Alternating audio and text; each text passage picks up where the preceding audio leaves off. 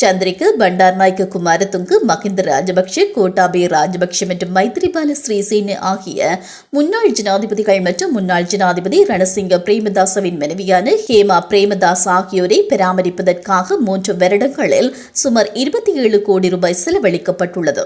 இந்த தகவல் மத்திய வங்கி அறிக்கைகளில் குறிப்பிடப்பட்டுள்ளதாக பேராதனை பல்கலைக்கழகத்தின் பொருளாதார மற்றும் புள்ளி விவரவியல் பிரிவின் பேராசிரியர் வசந்த அத்துகுருள வார இறுதி சிங்கள நாளிதழ் ஒன்றுக்கு கருத்து வெளியிட்டுள்ளார்.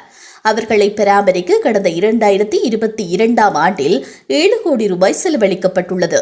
2023 ஆண்டில் அது 8 கோடியாகவும் இந்த ஆண்டில் 11 கோடி ரூபாவாகவும் அதிகரித்துள்ளதாகவும் அவர் கூறியுள்ளார். இந்த முன்னாள் ஜனாதிபதிகள் மற்றும் முதல் பெண்மணிகளுக்காக ஒதுக்கப்பட்ட தொகையில் 45% அதிகரிப்பு காணப்படுவதாகவும் அவர் சுட்டிக்காட்டியுள்ளார்.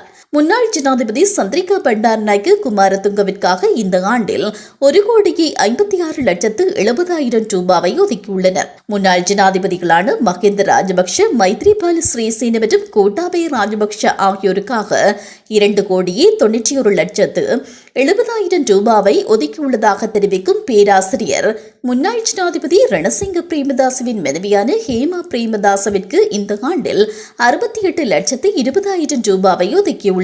முன்னாள் ஜனாதிபதி சந்திரிகா பண்டாரநாயக்க குமாரதுங்கவிற்கு ஒதுக்கப்பட்ட தொகையில் 273% அதிகரிப்பை காட்டுவதாகவும், முன்னாள் ஜனாதிபதி மைத்ரிபால சிறிசேனவிற்காக ஒதுக்கப்பட்ட தொகையில் 54% அதிகரிப்பை காட்டுவதாகவும், முன்னாள் ஜனாதிபதி கோட்டாபய ராஜபக்ஷவிற்கு ஒதுக்கிய தொகையில் 329% அதிகரிப்பை காட்டுவதாகவும் பேராசிரியர் வசந்த அத்துகுருள தெரிவித்துள்ளார்.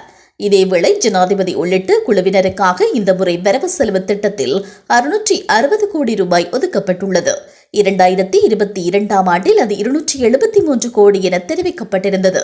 ஆக ஜனாதிபதிகளுக்காக வரவு செலவு திட்டத்தில் ஒதுக்கப்படும் தொகையிலும் அதிகரிப்பு ஏற்பட்டுள்ளதை பேராதனை பல்கலைக்கழகத்தின் பொருளாதார மற்றும் புள்ளி விவரவியல் பிரிவின் பேராசிரியர் வசந்த அத்துகுருள சுட்டிக்காட்டியுள்ளார்.